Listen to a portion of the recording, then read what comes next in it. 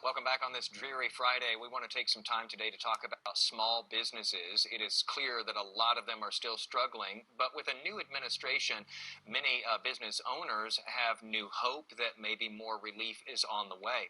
And here to talk more about that with us this afternoon is business strategist Ami Kassar.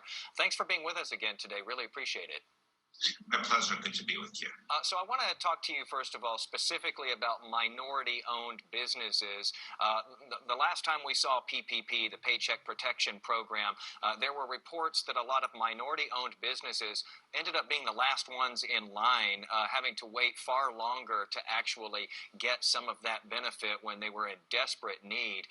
This time around, they are supposed to be among the first in line. So from what you've been seeing from your vantage point, how is that working out so far? So they were put first in line, but probably it wasn't enough. So what I really want to recommend to listeners out there, take the time to get educated. There's a lot of confusion out there, simple things like, say, someone's an individual solopreneur or sole proprietor, or maybe they're an Uber driver and they think they're not eligible for the Paycheck Protection Program because they don't have a payroll and they're the only employee. That's not the case. They are eligible. So there are a lot of people there, I think, out there who desperately need the help, who there's a major education gap and really could benefit from taking the time to go out there and find out, ask questions, go to a SCORE, go to a Small Business Development Center, reach out to the SBA. You are eligible in many cases, and if you are, get the help you need and take advantage of it. And, you know, it can be as simple, too, as just looking up the Small Business Administration's website. They've really laid this out, and I wouldn't say it's necessarily in total layman's terms, but I think that they've laid it out in a way that makes it pretty easy to understand who is eligible and what you have to do to get this. So yes, you're right. For people out there who maybe are wondering whether they might be eligible in their business for this, it's at least worth a read. Well, even if you don't think you're eligible. I'm sorry, go ahead. Even if you don't think you're eligible or you assume you're not eligible, still find out. There are a lot of people out there that I'm learning, that just don't think they're eligible, and they actually are. They can get a lot of money that can really help them. It's worth reading for 10 or 15 minutes there because it can seriously help you out if you are in business and you've been struggling. I want to ask you, Ami, what are the biggest changes that you've noticed? I know it's early on here, but what are the biggest changes that you're noticing between the Trump plan versus the Biden plan when it comes to recovering for small businesses? So it's really too early to tell. And I think that the plan as of now, which is in the new the guidance and the new legislation. You can call it the Trump plan, or you can call it the Democrats and the Republican. I think it's pretty good. I do think we will see an emphasis in the Biden administration at helping the minority and the underserved communities, which is great.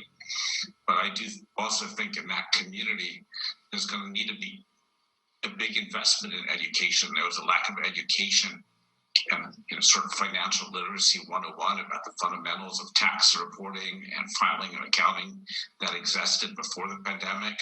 It has been exacerbated now, and we really need to focus on it. We're a year on now since we had the first case here of coronavirus in the United States, and we're approaching that time when we're hitting that year anniversary of when the economic crisis began as well. From where you sit, how would you say small businesses are doing right now? I know that they've been battered in a lot of cases over this past 10 months or so. How are they doing right now, though, relative to that time period?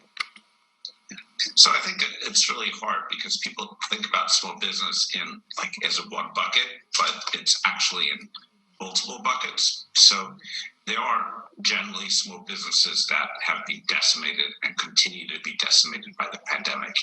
Restaurants, hospitality business, gyms, etc.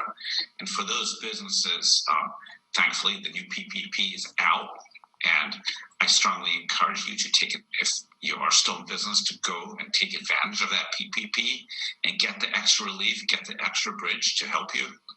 But there's a whole other cohort of businesses that have hung in there in the pandemic. And in many cases, there are businesses that have thrived in the pandemic, such as e-commerce businesses. And we need to make sure that these businesses, and there are tools out there, have the liquidity and are able to, and the incentives to grow and hire and expand. And say, as an example, if one of those businesses goes to get a new SBA loan now, they can get the first 6 months of payments completely relieved up to $9,000 a month, and there are no guarantee fees there. So there are, sadly, there are businesses in underserved communities that really need the education because there's relief out there for them and they don't even know it. Then there are those folks who sadly are decimated and they are still getting the PPP is there and the EIDL is there. They need to take advantage of it. But we also need to invest in and make sure that the businesses that are growing and expanding and have the ability to grow and hire have the liquidity or the incentives to hire, because that's where a lot of the jobs are going to go and a lot of the economic growth is going to come from. And that is why we do these segments, to put that information out there and make everybody aware, especially those businesses that are still struggling. Business strategist Ami Kassar, thanks for being with us on this Friday afternoon. Take care now. Thanks. You too. Thanks.